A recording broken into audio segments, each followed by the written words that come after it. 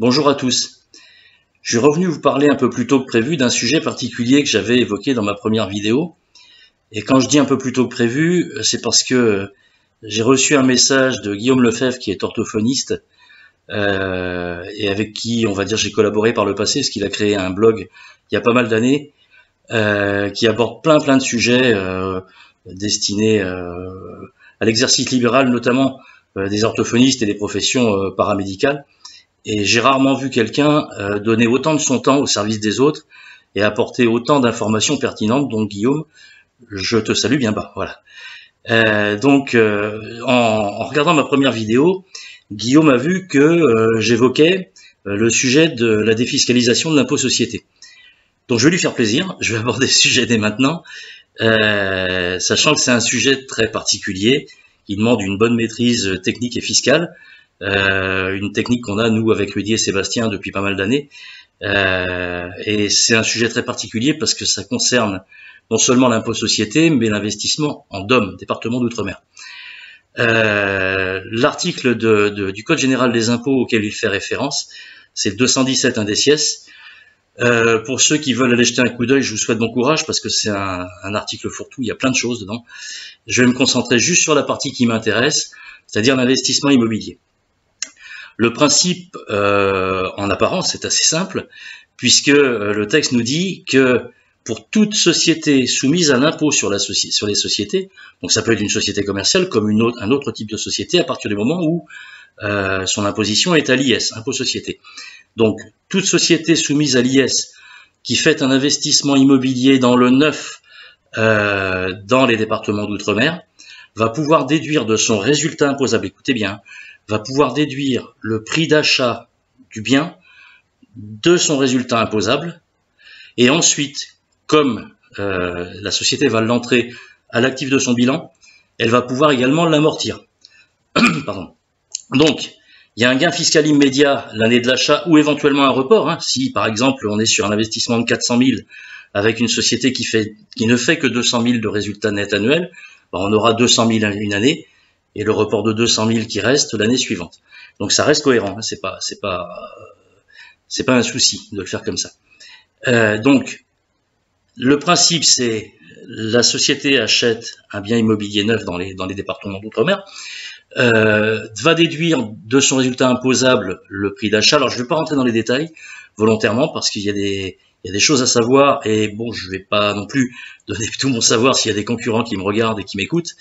Donc il y a des règles particulières à respecter, mais c'est un outil redoutable parce que on va utiliser d'une part l'impôt société pour créer de la richesse dans l'entreprise, et également, vu les taux de crédit actuels, on va utiliser également le levier du crédit.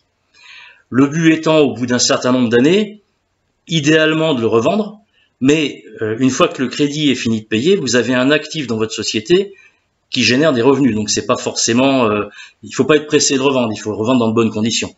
Et ça, on sait faire. Et notamment, il faut que le logement soit inoccupé, parce que c'est toujours plus facile de revendre un bien quand il n'y a pas de locataire en place, parce que quand il y a un locataire en place, souvent, il y a une décote. Donc il faut être patient, il faut attendre qu'effectivement la fin du bail, mais il y a une très belle opération à faire, avec, je vous dis encore une fois, une vraie expérience. Nous, on a une quinzaine d'années de recul sur le sujet. Je vais vous donner un exemple pour illustrer ce que je vous raconte. Un exemple très ponctuel, puisqu'il ne reste que 2 villas. On est sur de la villa individuelle. On est à Saint-Leu, on est à 5 minutes à pied de la plage du Lagon. Et donc, on est sur un prix de l'ordre de 400 000 euros. Alors, vous pouvez aller jeter un coup d'œil sur Internet pour faire vos courses éventuellement, et vous allez peut-être trouver ce programme. Le problème, c'est que vous allez le payer 30 000 euros plus cher que ce que moi je propose. Voilà, parce que je connais le promoteur, donc voilà, on a cette particularité, on a une vraie expertise sur la Réunion. Donc, le schéma, c'est le suivant. Je vais financer cet achat via ma société, soit, pourquoi pas, en faisant un apport. C'est plus efficace d'ailleurs si on le paye cash, parce qu'il n'y a pas les échéances de crédit à payer, mais je trouve dommage d'utiliser la trésorerie de l'entreprise pour un achat immobilier qui est un actif un peu immobile, on va dire. C'est pas de la trésorerie disponible. Et donc je préfère souvent utiliser la trésorerie, le levier du crédit pour l'investissement de 117 indécies, et gérer la trésorerie d'une autre façon, de façon à la faire travailler, mais la garder quand même disponible. Donc, le but de l'opération, au terme, c'est de le revendre, parce que au bout d'un moment, il faut bien empocher son gain. On a utilisé le levier de l'IS, le levier du crédit. Et je vais prendre un exemple, parce que je viens de réaliser une étude pour une cliente, donc pour ces villas dont je vous parle. Donc, moi, je raisonne sur 10 ans. J'aime bien, effectivement, on peut le revendre avant, hein, mais j'aime bien raisonner, prendre des hypothèses raisonnables. Voilà. Donc, avec une revente en dessous du prix d'achat. Parce que je suis quelqu'un de prudent, même si effectivement il faut savoir que l'année dernière sur Saint-Leu, le prix moyen des transactions sur les maisons individuelles a bondi de, je crois, 17,9%, c'est les sources notaires, hein, c'est pas des sites commerciaux qui le disent, c'est les sources notaires, donc on est à pas loin de 18% d'augmentation du prix moyen sur ce segment particulier. Et là, si je prends cet exemple d'une revente à 350 000, j'ai un gain net de l'ordre de 112 000 euros. Et surtout, j'ai une marge à la revente, c'est-à-dire, moi je calcule toujours la marge, la limite pour ne pas être perdant. Donc en tenant compte de tout, hein, y compris l'effort de trésorerie, l'imposition sur la revente, parce que je ne vais pas rentrer dans les détails, ça c'est un peu technique, mais il faut tenir compte de la valeur nette comptable et de l'imposition sur la plus-value de la revente. Donc là, en fait, je suis à 203 000, écoutez bien, 203 000 de limite de revente, c'est-à-dire que si je revends à 203 000, j'ai rien gagné, rien perdu. Sachant qu'on est sur de la villa individuelle, je résume, hein, de l'ordre de 100 mètres carrés habitables, à 5 minutes à pied de la plage, sur un marché hyper tendu où les prix sont à la hausse. Donc voilà, c'est un exemple. Je ne sais pas si Guillaume, je t'aurais bien éclairé. C'est très particulier. Attention quand même. Nous sur la Réunion, on y va au moins une fois par an. Hein. On a depuis plusieurs années. On sait exactement avec qui on travaille et ce qu'on fait. C'est pas le genre d'outil. Comment dire? Vous pouvez aussi, comme ça se pratique de plus en plus souvent maintenant, aller faire vos courses sur Internet. Mais vous risquez aussi d'acheter n'importe quoi et d'avoir des problèmes à la revente. Donc c'est un vrai métier de spécialiste.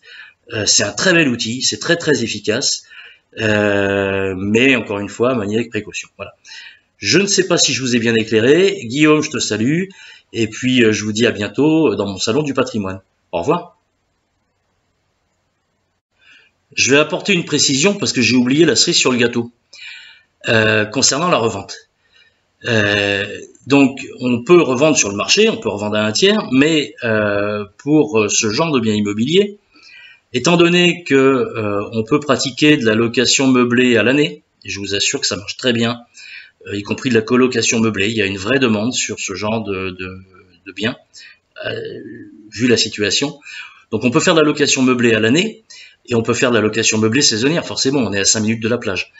Donc, quand je parle de location meublée, il y a des raisons fiscales, parce qu'on a une imposition des loyers très très légère, voire inexistante, mais également on a un rendement très supérieur à la moyenne, puisqu'on n'est plus du tout sur le même ordre de rendement, ça se fout plus cher.